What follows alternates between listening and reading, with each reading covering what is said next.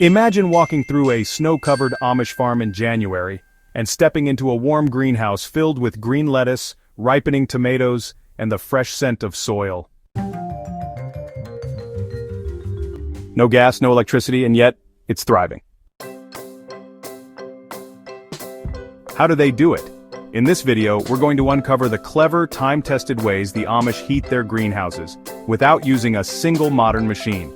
If you're curious about off-grid survival, homesteading, or just fascinated by how the Amish live, this is going to surprise you. Let's step inside and learn how warmth still blooms, even in the coldest months. But sunlight alone isn't always enough, especially during a long winter. So here's where it gets really clever. Many Amish families install a small wood-burning barrel stove in their greenhouse. It's usually made from an old metal drum, customized with a stovepipe chimney, and carefully placed in the center of the greenhouse. This tiny stove heats the surrounding air and radiates warmth into the soil and plants. At night, it can mean the difference between frozen crops and fresh greens. It's also completely self-reliant. Fueled by wood, the family has split themselves and maintained by hand. There's no thermostat, just skill, routine, and a deep understanding of the land.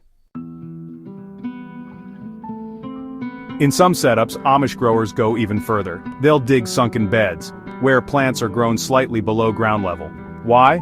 Well, because soil deeper down stays warmer and helps insulate the roots from sudden temperature drops. Some even run underground ventilation tubes that capture daytime heat and gently release it below the surface through the night.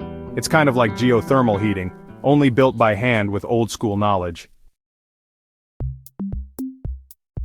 Here's something that might surprise you. In larger greenhouses, the Amish sometimes use manure-heated beds, a centuries-old method where composting manure is layered beneath the planting area. As the manure breaks down, it generates heat, safely warming the soil from below. It's low-cost, sustainable, and completely natural. And no, it doesn't smell the way you might think, not when done properly. Now you might be wondering, with all this heating, won't things get too hot? Nope, because ventilation is just as important. Amish greenhouses often include hinged roof vents or manually operated windows.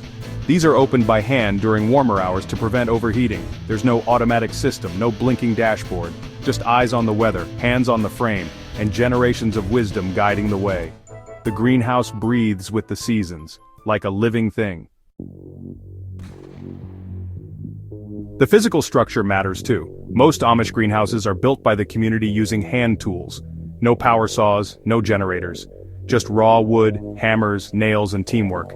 And because they build it themselves, the structure is often stronger and more personalized than store-bought kits. For many Amish families, the greenhouse becomes more than a place to grow food. It's a quiet sanctuary in winter. Children may help water the seedlings. Mothers might prune the herbs before preparing a meal. Fathers tend the stove before dawn. The warmth inside isn't just physical, it's emotional. It's the warmth of purpose, of hands working together, of a life aligned with the earth. You don't need to be Amish to take inspiration from this. We live in a time of rising fuel costs, rolling blackouts, and uncertainty. And yet the Amish remind us that nature itself is a powerful ally, if we learn to work with it instead of against it. Their greenhouses aren't flashy, they don't go viral, but they're dependable. And in times of crisis, dependable wins. So the next time you hear the wind howling outside your window, remember this.